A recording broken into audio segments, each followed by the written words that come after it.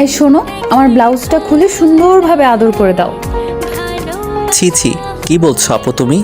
আমি এসব করতে পারবো না। শোনো, আমি যেভাবে বলছি ওইভাবেই আমাকে আদর করো, নাহলে কিন্তু। তাহলে তুমি আমাকে ডেকে এনেছো কি এসব করার জন্য? বেশি কথা না বলে কাজ শুরু করে দে, দেখি তুই কতক্ষণ করতে পারিস। আচ্ছা, খাটে শুয়ে পড়ো। রুহি আজকে ঈশানকে ওর বাসায় আসতে বলেছে, কি নাকি কাজ আছে, যার জন্য ঈশান বাধ্য ছেলের মতো ওর বাসায় চলে আসছে। আসলে ঈশান রুহির কোনো কথাই ফেলতে পারে না, দুজনের বাসা একই এলাকাতে। তার উপর রুহি সব সময় ঈশানের উপর কেমন জোর খাটায়, আর ঈশান ওর থেকে দূরে থাকার চেষ্টা করে, কারণ রুহি একটা গন্ডি মেয়ে, সবসময় ওকে প্যারা দেয়। তো ঈশান বাসার সামনে এসেই কলিং বেল দিতেই রুহি এসে দরজা খুলে দিয়ে ওকে দেখে একটা মুচকি হাসি দিয়ে ওর একটা হাত ধরে টানতে টানতে নিজের রুমের দিকে নিয়ে যায়। ঈশান একটু অবাক হয়ে বলে, কি হলো আপু, তুমি আমাকে কোথায় নিয়ে যাচ্ছ? তুমি এত ভয় পাচ্ছ কেন? আমার রুমে যাচ্ছি, একটু কাজ আছে তাই। আঙ্কেল আন্টি কোথায়? ওনাদের তো কোথাও দেখলাম না। আব্বু আম্মু বাসাতে নেই, আর তাছাড়া ওরা থাকলে কি কাজটা হবে নাকি? মানে তুই কি বলতে চাইছিস? তোমাকে আসতে বলেছি না, তুমি আসো। রুহি ঈশানকে রুমে নিয়ে যায়, তারপর ওকে বিছানায় বসতে দিয়ে বেরিয়ে যায়। কিছুক্ষণ পর দুজনের জন্য 2 মগ কফি নিয়ে আসে। রুহি ঈশানকে একটা মগ দিতেই ও কফি দেখেই খেয়ে নেয়, কারণ কফিটা ওর খুব প্রিয়। কফিটা শেষ করতেই ঈশানের মাথাটা কেমন যেন ঝিমঝিম করছিল, আর রুহিকে ওর কাছে যেন রাত পরীদের মতো লাগছিল। ঈশানের মধ্যে একটা নেশা কাজ করছে, রুহির নেশা। মনে হয়েছিল রুহির মতো এত সুন্দরী একটা মেয়েকেও কখনোই দেখেনি। ঈশানের কেন জানি না আজকে ওকে খুব কাছ থেকে দেখতে ইচ্ছে করছিল, আর আদর করতে ইচ্ছে করছিল। নিজেকে কন্ট্রোল করতে খুব কষ্ট হচ্ছিল ঈশানের, তাই ও বলল, আপু আমার মাথাটা কেমন যেন করছে, আমি বাসায় যাই। হ্যাঁ, অন্য কোনো সময় আসবো। তা বললে কি হয়? তাছাড়া যেমনটা ভেবেছিলাম তেমনটাই হবেই। মানে? তোমার এত মানে বুঝতে হবে না। আমি এখন তোমাকে যা করতে বলবো তুমি তাই করবে, না হলে কিন্তু তোমার খবর আছে। রুহির কথাগুলো আজকে ঈশানের কেমন যেন লাগছে, তার উপর ওকে আজকে আবার তুমি করেও বলছে, তাই ও এক প্রকার অবাক হয়েই বলল, তুমি কি বলছো? আমি তো কিছুই বুঝতে পারছি না। আমার ভালো লাগছে না, কেমন যেন লাগছে। কেমন লাগছে? জানি না, আমি কিছুই জানি না। জানতে হবে না, এখন তুমি আমাকে অনেক আদর করবে। যদি না করো তাহলে কিন্তু আমি অনেক রাগ করব। তাই আমার কাছে আসো। কিন্তু আপু আমি তো জানি তোমার আমাকে আদর করতে ইচ্ছে করছে, তাছাড়া আমি আর কোনো কথা শুনতে চাই না। তুমি আজকে আমাকে অনেক আদর করে দিবে, যেটা আমি সব সময় তোমার কাছ থেকে চেয়েছি, কিন্তু বলতে পারিনি। আজকে সেই সুযোগটা আসছে। বাসায় কেউ নেই আর তুমিও পুরো রোমান্টিক মুডে আছো। এখন কথা না বাড়িয়ে আসো, আমার কাছে আসো। না না আপু, আমি এরকমটা করতে পারবো না। সবাই জানতে পারলে অনেক খারাপ হয়ে যাবে। প্লিজ আমাকে যেতে দাও।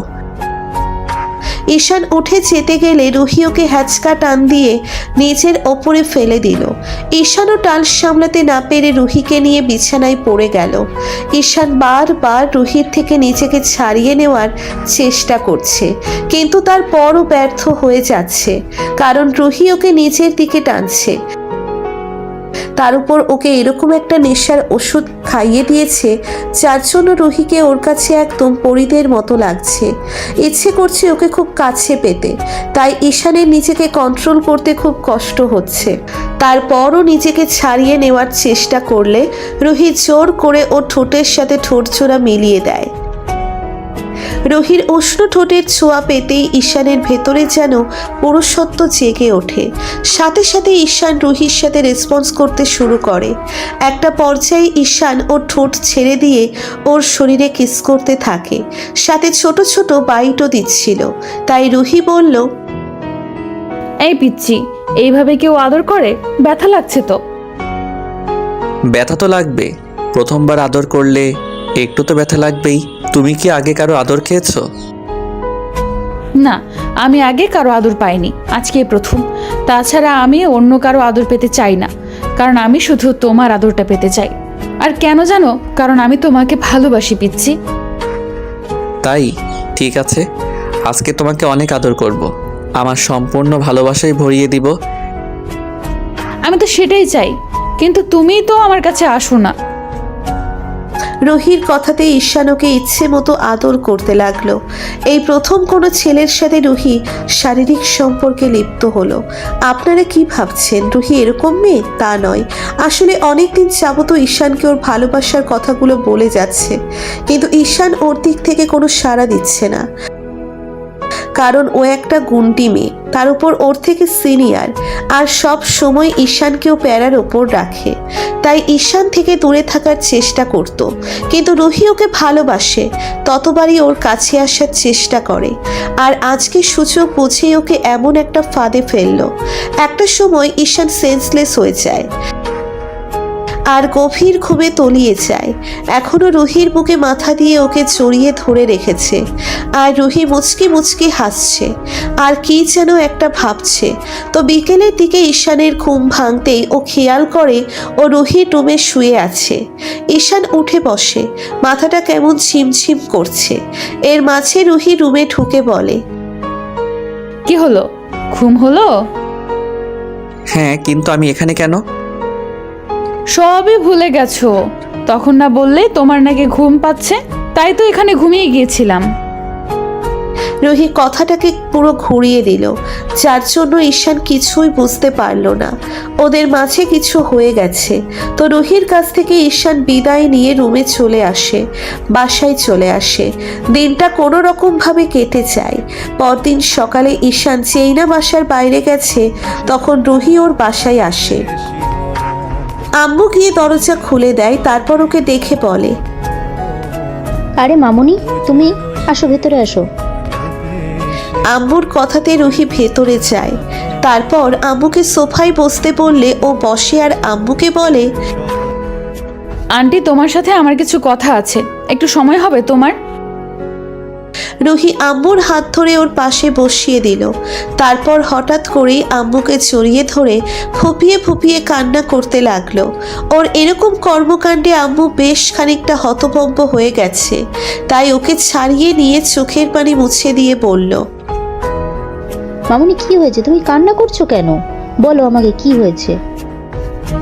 আন্টি, যেটা হয়েছে আমি সেটা বলতে পারবো না, অনেক খারাপ একটা কাজ হয়েছে।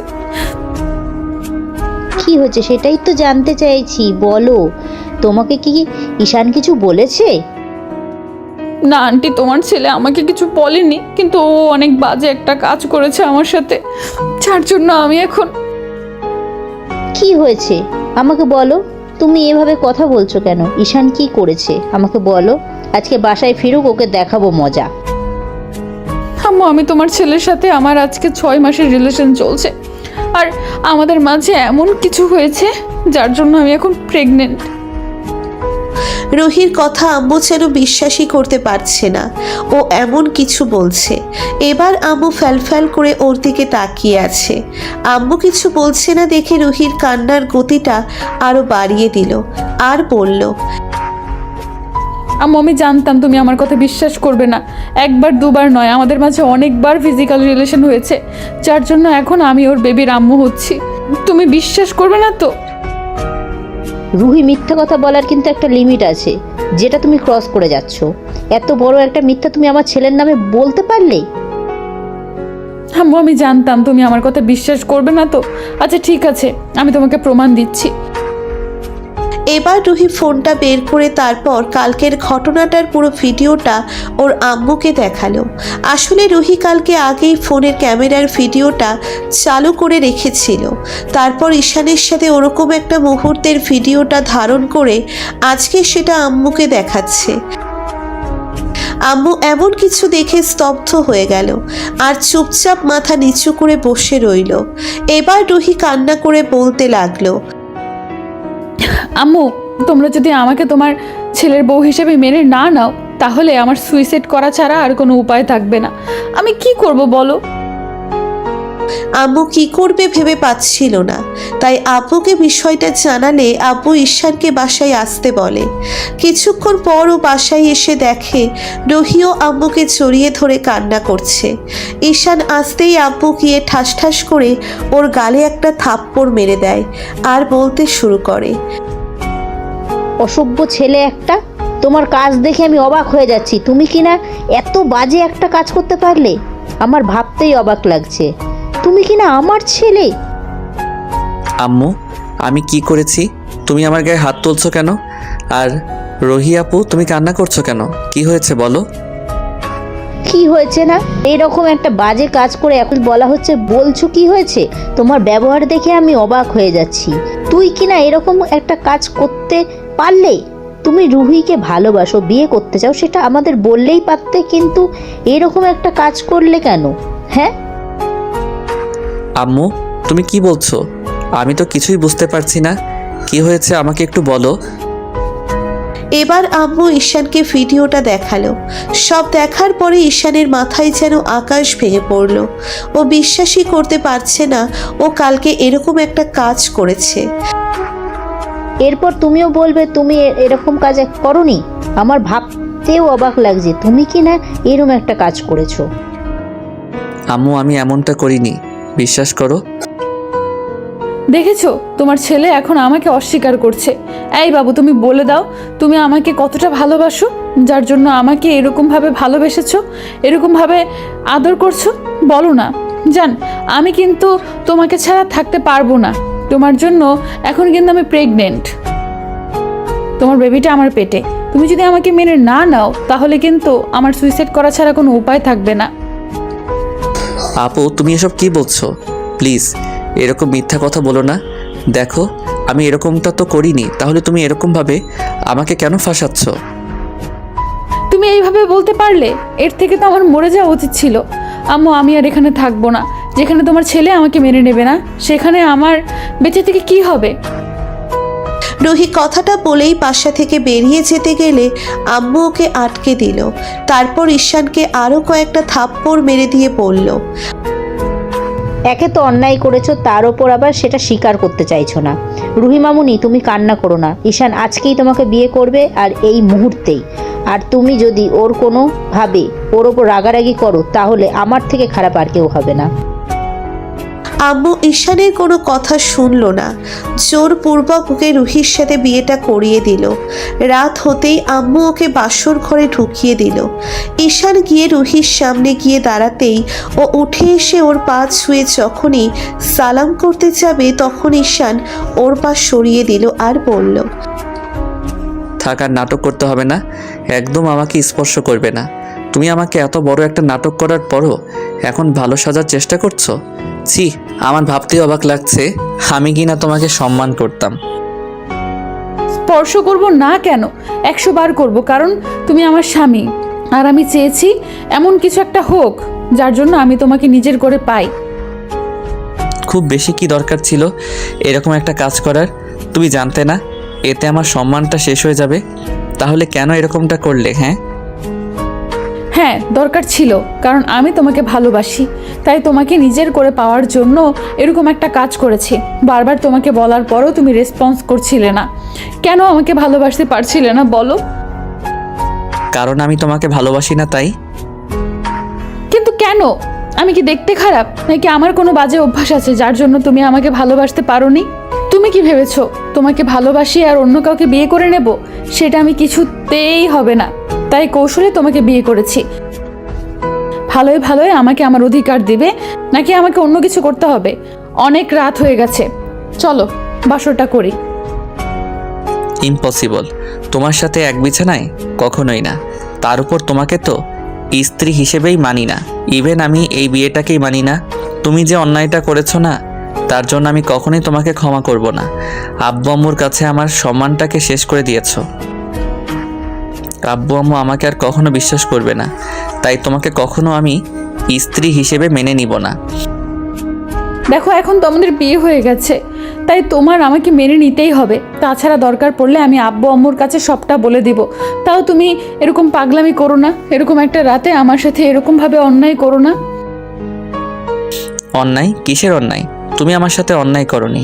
এরকম একটা মিথ্যা নাটক সাজিয়ে আমাকে এরকম একটা বাজে পরিস্থিতির মুখে ফেলেছো। এটা কি অন্যায় নয়? বিশ্বাস করো বাবু, তোমাকে পাওয়ার জন্য এছাড়া আমার আর কোনো উপায় ছিল না। ওই জন্যই আমাকে আজকে থেকে হারিয়ে ফেললে। আমাকে নিজের কাছে পেতে গিয়ে আজকে অনেক দূরে হারিয়ে ফেলেছো। আমি তোমাকে কখনোই মেনে নিব না। সত্যিই তো তুমি আমাকে একটুও ভালোবাসো না। তুমি বলো তুমি আমাকে ভালোবাসো না? আমি তো জানি তুমি আমাকে ভালোবাসো, খালি তোমার আব্বু আম্মুর কথাতেই আমাকে মেনে নিতে চাইছিলে না, তাই তো? বললাম তো আমি তোমাকে ভালোবাসি না, তাহলে কেন বলতে যাব? বুঝতে পারছি, আমি অনেক বড় অন্যায় করেছি তো, তোমাকে অনেক বড় শাস্তি দিয়েছি তো। আচ্ছা ঠিক আছে, তুমি যেহেতু আমাকে কখনোই মেনে নেবে না, তাহলে আমার বেঁচে থেকে কী লাভ? তুমি এই কথাটা মুখেই বলতে পারবে, কিন্তু করে দেখাতে পারবে না। হো, তুমি আমাকে বিশ্বাস করো না তো? বিশ্বাস করবে যখন আমি তোমার লাইফ থেকে আমি হারিয়ে যাব, বুঝতে পারবে তোমাকে কতটা ভালোবেসেছিলাম, যার জন্য এরকম একটা নাটক করে তোমাকে নিজের করে পাওয়ার চেষ্টা করেছিলাম। কিন্তু আমি বুঝতে পারিনি জোর করে কারো মন পাওয়া যায় না। আমি সত্যিই নিজেকে শেষ করে দিব। তুমি একটু ওয়েট করো, সব বুঝতে পারবে। রুহি কান্না করতে করতে হাতে একটা বিষের শিশি নিল। তারপর যখনই মুখে দিতে যাবে তখন ঈশান সেটা দেখে ফেলল। তারপর ওর হাত থেকে বিষের শিশিটা কেড়ে নিয়ে ছুঁড়ে ফেলে দিয়ে বলল, পাগল হয়ে গেছো তুমি? কি পাগলামি করছো? ছেড়ে দাও আমাকে, আমি আর বাঁচতে চাই না। যেখানে তুমি আমাকে ভালোই বাসো না, সেখানে আমার বেঁচে থেকে কী লাভ? ছাড়ো আমাকে। রোহিত ছোটার চেষ্টা করলে ঈশান আর উপায় না পেয়ে ঠাস করে ওকে একটা থাপ্পড় মেরে দিল। রোহি গালে হাত দিয়ে অসহায়ভাবে ঈশানের দিকে তাকিয়ে কান্না করতে লাগলো। ঈশান আর কোনো উপায় না পেয়ে ওকে শক্ত করে জড়িয়ে ধরতেই রোহিও ওকে জড়িয়ে ধরলো আর বলতে লাগলো, বিশ্বাস করো, তোমাকে পাওয়ার জন্য এছাড়া আমার আর কোনো উপায় ছিল না। না হলে আমি কখনোই নিজের করে পেতাম না। ভুল করে হলেও তো তোমাকে পেয়েছি। একটা বার আমাকে মাফ করে দাও, আমি আর কখনো এরকম ভুল করব না। সত্যি অনেক বেশি ভালোবাসি, থাকতে পারতাম না তোমাকে ছাড়া। ঈশান চুপ করে আছে, কোনো কথা বলছে না। ও শুধু রুহির মাথায় হাত বুলিয়ে দিচ্ছে। কি হলো, কথা বলবে না আমার সাথে? আমি তো বললাম আব্বু আমাকে সবটা বলে দিব। আমি তোমাকে পাওয়ার জন্য এরকমটা করেছি। যা শাস্তি দেওয়ার ওরা আমাকে দিবে, যতটা খারাপ ভাবার ভাববে। ভুল যেহেতু করেছো তাহলে শাস্তি তো তোমাকে পেতেই হবে। এসব বাসায় বলার দরকার নেই, তাহলে তোমাকে সবাই ভুল বুঝবে। আমাকে যখন ভুল বুঝেছে তখন আমাকেই বুঝুক, আর কোনো কিছু বলার দরকার নেই। এত ভালোবাসো তাহলে দূরে ছিলে কেন? জানো তো, ভাবতাম তোমার আব্বু আম্মু কখনো আমাদের এই সম্পর্ক মেনে নেবে না, তাই তোমার ভালোবাসায় সাড়া দিতাম না। সত্যি অনেক ভালোবাসি তোমাকে। আমিও কি বলো? আরে বাবা, আমিও ভালোবাসি, তাই বললাম আই লাভ ইউ। এবার হয়েছে? ভালো থাক ভালোবাসাগুলো। দেখা হচ্ছে পরবর্তী কোনো গল্পে।